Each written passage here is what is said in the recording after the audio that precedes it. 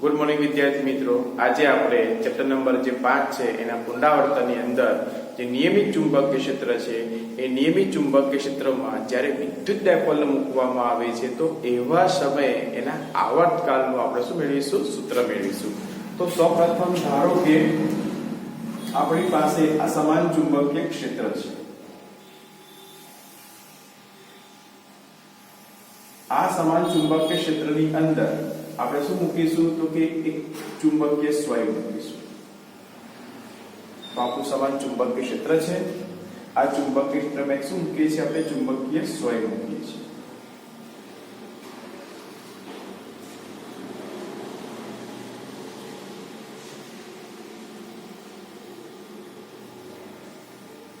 તો આ જે ચુંબકીય સ્વાય છે એ ચુંબકીય ક્ષેત્ર સાથે શું બનાવે છે? ખૂણો બનાવે છે. આપણું શું છે? ચુંબકીય ક્ષેત્ર છે. એની સાથે આ ચુંબકીય ડાયપોલ શું બનાવે? તો ચુંબકીય સ્વાય શું બનાવે છે? ખૂણો બનાવે છે. તો આપણે બધા જાણીએ છીએ કે જ્યારે સમાન ચુંબકીય ક્ષેત્રની અંદર જ્યારે ચુંબકીય સ્વાય મૂકવામાં આવે છે તો એવા સમયે ચુંબકીય ડાયપોલ મોમેન્ટ અને જે ચુંબકીય ક્ષેત્ર છે એની વચ્ચેનો જે સંબંધ છે એ સંબંધ આપણે અગાઉ જોઈ ગયા છે અને એ સંબંધ આપણે બધાને ખબર છે. શું મળે છે? તો કે ટોર્કના સ્વરૂપમાં મળે છે. અને કેટલું ટોર્ક મળે છે? તો કે સદિશ ચુંબકીય ડાયપોલ મોમેન્ટ m ક્રોસ સદિશ b જેટલું મળે છે. જ્યારે સમાન ચુંબકીય ક્ષેત્રની અંદર તમે ચુંબકીય ડાયપોલ મૂકો છો તો એની પર શું લાગે છે? ટોર્ક. ક્યારે ટોર્ક લાગે છે? કઈ ખૂણો બનાવતી હોય એ દિશામાં હોય ત્યારે. જો ચુંબકીય સ્વાય ચુંબકીય ક્ષેત્રને સમાંતર હશે અને સમાન ચુંબકીય ક્ષેત્ર હશે તો એવા સમયની પર કોઈ પણ જાતનું ટોર્ક લાગતું નથી. વિદ્યાર્થી મિત્રો, આને આપણે એના અદિશ સ્વરૂપમાં લખીએ તો અદિશ સ્વરૂપમાં શું લખાય છે? તો કે અદિશ સ્વરૂપમાં લખાય છે m b sin θ. જ્યાં θ શું છે? તો θ એ શું છે? તો કે ચુંબકીય ક્ષેત્ર b અને જે ચુંબકીય ડાયપોલ મોમેન્ટ m છે એ બંને વચ્ચે બનતો શું છે? ખૂણો છે.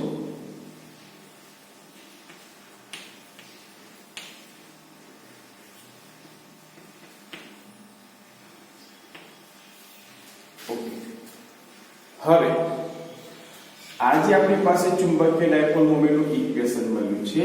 એ ઇક્વેશન પરથી હવે આપણે વાત કરીશું જે વિદ્યાર્થી સાયન્સમાં જે 7મું ચેપ્ટર હતું ચાર્જ ગતિ, એની અંદર વિદ્યાર્થી મિત્રો આપણે ટોર્કનું ઇક્વેશન શીખી ગયા હતા. શું ટોર્કનું ઇક્વેશન શીખી ગયા હતા? તો એ ટોર્કનો સંબંધ આપણી પાસે હતો આવો I આલ્ફા, જ્યાં I શું છે? તો કે જડત્વની ચાર્જ માત્રા છે.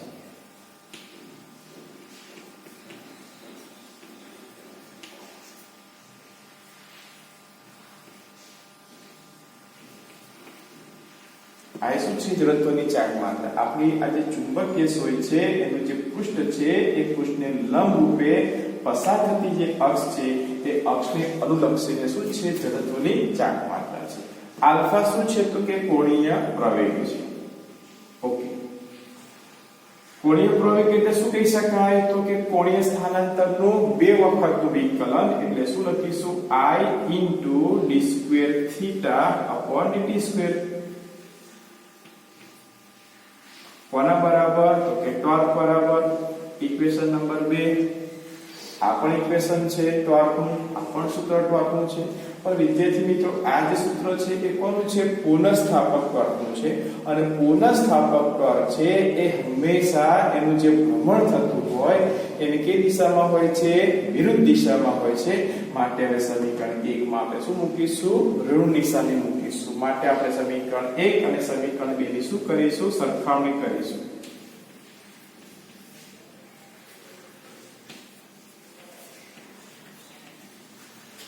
સમીકરણ 1 અને સમીકરણ 2 પરથી શું કહી શકાય છે?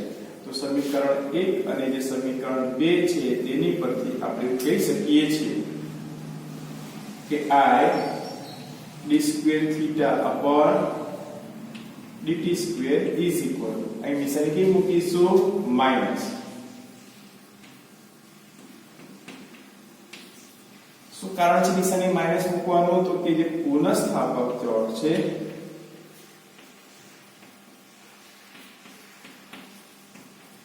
એ પુનઃસ્થાપક ટોર્ક ટોર્ક હંમેશા જે ટોર્ક છે એની કઈ દિશામાં હોય છે? વિરુદ્ધ દિશામાં હોય છે. માટે પુનઃસ્થાપક ટોર્કને કારણે શું કરી છે આપણે? તો કે ઋણ નિશાની મૂકેલી છે.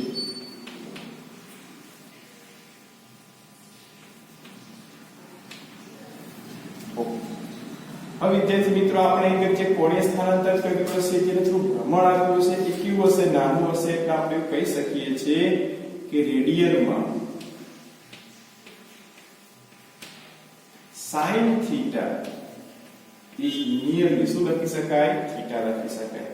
તો આ બે મુદ્દાને ધ્યાનમાં લેતા હવે આપણું જે ઉપરોક્ત સમીકરણ છે એ ઉપરોક્ત સમીકરણ શું થઈ જશે? તો કે I d² θ ના છેદમાં dt² is equal to minus mb into શું થઈ જશે? θ થઈ જશે. હવે આપણે શું કરીએ છીએ? આ જડત્વની ચાક માત્રા છે ને બરાબરની સામે લીધી છે. એટલે આપણું હવે અંતિમ ઇક્વેશન આવું બનશે. સૂત્રનો કરતા આપણે બનાવીએ છીએ d² θ dt² ને એટલે ઇક્વેશન મળશે minus mb છેદમાં આપણી પાસે જડત્વની ચાક માત્રા I આવશે. શું આવશે? θ આવશે. જેને આપણે સમીકરણ નંબર 3 કહીશું. પણ વિદ્યાર્થી મિત્રો આપણે અગાઉના ગોળોમાં શીખી ગયા હતા સ્થળ આવર્ત ગતિ જે છે એનું વિકર્ણ સમીકરણ. અને એ વિકર્ણ સમીકરણ આપણી પાસે આવેલું હતું d²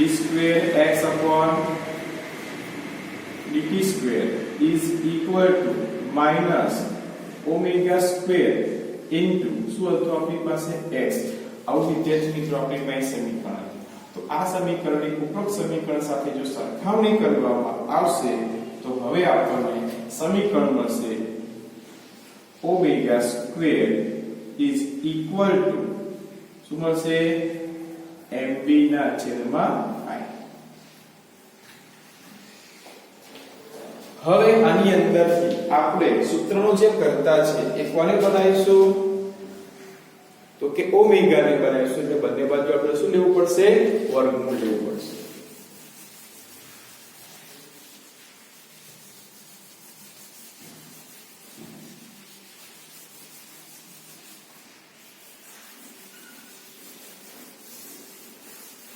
તો હવે આપણે આની અંદરથી સૂત્રનો કરતા ઓમેગા ને બનાવીએ છીએ. પણ એટલા માટે બંને બાજુ શું લઈશું? આપણે વર્ગમૂળ લઈશું. તો હવે આપણું જે ઇક્વેશન છે ઇક્વેશન આવું થઈ જશે ઓમેગા is equal to વર્ગમૂળમાં m into b છેદમાં શું આવશે? I આવશે. હવે આપણે બધા જાણીએ છીએ ઓમેગા બરાબર શું થાય? તો કે 2π t લખાય. ઓમેગા બરાબર શું થાય? તો કે 2π t થાય. આ બાજુનું પદ એવું ને એવું રહેશે mb upon I. ચલો બંને બાજુ શું કરતા? તો કે વ્યસ્ત કરતા. બંને બાજુ વ્યસ્ત કરશો એટલે આપણને ઇક્વેશન મળશે t બરાબર 2π t upon 2π is equal to વર્ગમૂળ. પદ ઉલટાઈ જશે એટલે આપણને શું મળશે? I ના છેદમાં m into b મળશે. આપણે માત્ર ને માત્ર સૂત્રો કરતા કોને બનાવીશું? આવર્તકાળ t. તો ઇક્વેશન શું બનશે?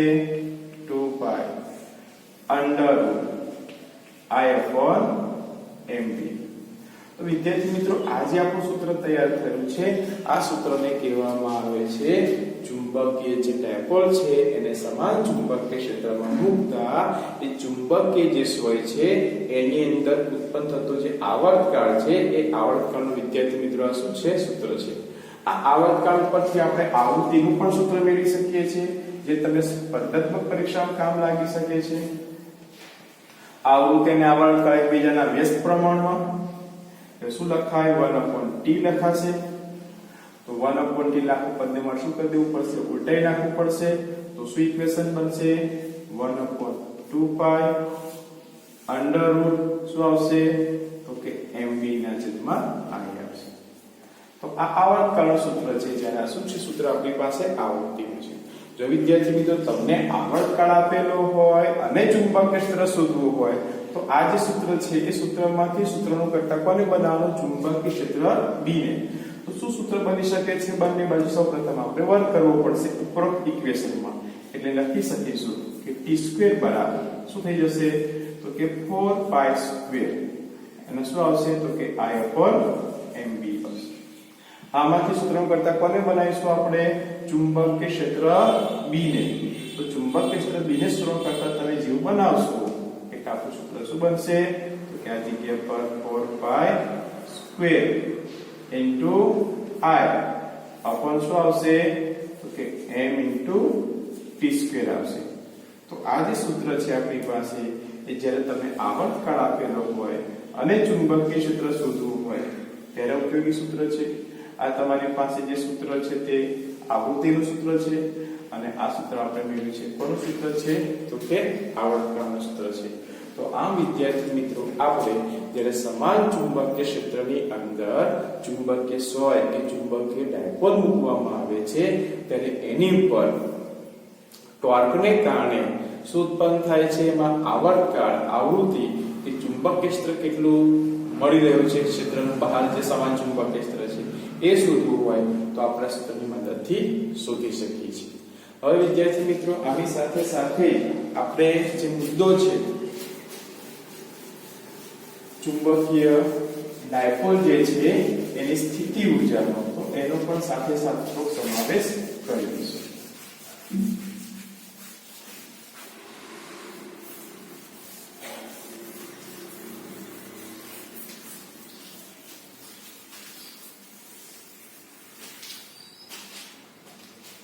તો ફરીથી આવું સમાન ચુંબકીય ક્ષેત્ર છે.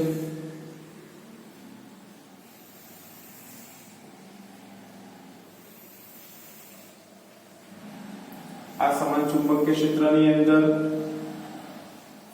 શું મૂકવામાં આવે? ફરીથી ચુંબકીય સોય મૂકવામાં આવે કે ચુંબક મૂકવામાં આવે? ગજ્જુ ચુંબક. તો કે પ્રશ્નોથી આપણે સરળતા ખાતર શું લેશું? તો કે ચુંબકીય સોય લેશું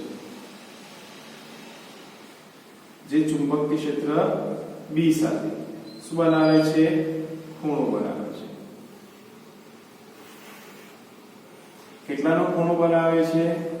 તો આ ખૂણો બનાવે છે થીટા.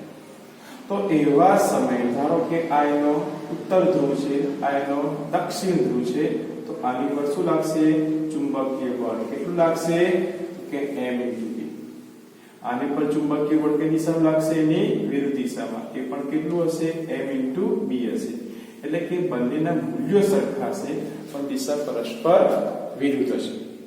એટલે સ્વાભાવિક વસ્તુ છે કે એની પર શું કરવું પડે છે? ધારો કે આ સ્થિર સ્થિતિમાં હોય અને પછી ધારો કે તમે એન્ટી ક્લોકવાઇઝ માં એને ભ્રમણ આપો છો આટલું થીટા જેટલું, તો આ જે તમે ભ્રમણ આપો છો એના માટે શું કરવું પડે છે? કાર્ય. અને કેટલું કાર્ય કરવું પડે? તો તમે 11 સાયન્સમાં શીખી ગયા ચાક ગતિમાં થતું કાર્ય. ચાક ગતિમાં થતું કાર્ય કેટલું મળશે આપણને? તો કે W = ઇન્ટિગ્રેશન ટોર્ક ઇન્ટુ શું મળે આપણને? d થીટા મળે. વિદ્યાર્થી મિત્રો હમણાં જ આપણે ટોર્કનું સૂત્ર ખબર છે, જોયું હતું. શું સૂત્ર હતું? તો એને આપણે અદિશ સ્વરૂપમાં લખી દઈએ છીએ mb sin થીટા ઇન્ટુ આ d થીટા એવું રહેશે. આ જે કાર્ય છે એ જ કાર્ય કયા સ્વરૂપમાં સંગ્રહ પામે છે? સ્થિતિ ઊર્જાના સ્વરૂપમાં. તો વિદ્યાર્થી મિત્રો આપણી પાસે આ જે ચુંબકીય ડાયપોલ મોમેન્ટ અને જે ચુંબકીય ક્ષેત્ર B છે એ બંને અચળ હોવાથી એને સંકલનની બહાર કાઢી લઈશું. એટલે આપણી પાસે ઇક્વેશન થઈ જશે sin થીટા × d થીટા. આપણે બધા જ જાણીએ છીએ sin થીટા નું સંકલન શું થાય? તો કે sin થીટા નું સંકલન થાય છે -cos થીટા. ઋણ નિશાની આગળ મૂકી દઈશું એટલે આપણી ઇક્વેશન બનશે mb cos થીટા. હવે આપણને ખ્યાલ છે m સદિશ ભૌતિક રાશિ છે, b પણ સદિશ ભૌતિક રાશિ છે અને ઇન્ટુ cos થીટા છે. એટલે આપણે કહી શકીએ છીએ કે બે સદિશોનો કેવો ગુણાકાર છે? અદિશ ગુણાકાર છે. અને આ જ કાર્ય કયા સ્વરૂપમાં સંગ્રહ પામે છે? તો કે ની સ્થિતિ ઊર્જાના સ્વરૂપમાં સંગ્રહ પામે છે. એટલે હવે આપણે સ્થિતિ ઊર્જાનું શું સૂત્ર મળશે? તો કે સદિશ m ડોટ સદિશ આના વિવિધ કિસ્સાની વાત કરીએ તો આપણે સરળતાથી સમજી શકીએ છીએ કે થીટા બરાબર 0 હોય એટલે કે આ જે આપણી પાસે ચુંબકીય રાખ્યો છે તે ચુંબકીય ક્ષેત્ર B ની કેવી હોય સમાંતર હોય એટલે ખૂણો 0 નો બનશે તો એવા સમયે આપણને જે સ્થિતિ ઊર્જા છે એ કેવી મળશે લઘુત્તમ મળશે અને લઘુત્તમ કેટલી મળશે તો એની કિંમત મળશે આપણને -m * b કારણ કે cos θ ની કિંમત થઈ જશે આગળ જો θ બરાબર તમે કેટલી લેશો 90 ડિગ્રી લેશો એટલે કે ચુંબકીય ક્ષેત્રને લંબ રૂપે જ્યારે આ ચુંબકીય સોયને ગોઠવવામાં આવે તો એવા સમયની જે સ્થિતિ ઊર્જા છે એ કેવી મળે છે શૂન્ય મળે છે અને જ્યારે તમારો ખૂણો છે એટલે કે આ ચુંબકીય સોયને તમે ઉલટી દિશામાં ગોઠવી કાઢવા બાજુ ઉત્તર ધ્રુવ હોય અથવા દક્ષિણ ધ્રુવ હોય એટલે તમારો જે ખૂણો છે કેટલો બનશે 180 ડિગ્રીનો તો એવા સમયે તમને જે શું મળે છે સ્થિતિ ઊર્જા એ કેવી મળે છે મહત્તમમાં મહત્તમ અને મૂલ્ય કેટલું મળે છે કે m * b તો આમ વિદ્યાર્થી મિત્રો સમાન ચુંબકીય ક્ષેત્રમાં ચુંબકીય સોયને જ્યારે મૂકવામાં આવે છે તો એવા સમયે જે કાર્ય કરીએ છીએ એ કાર્ય તેની અંદર કયા સ્વરૂપમાં સંગ્રહ પામે છે તો સ્થિતિ ઊર્જાના સ્વરૂપમાં સંગ્રહ પામે છે અને વિદ્યાર્થી મિત્રો આપણને શું મળે છે સૂત્ર મળે છે ઓકે વિદ્યાર્થી મિત્રો આગળનો જે ટોપિક છે એ આપણે નેક્સ્ટ વિડિયોમાં જોઈશું ઓકે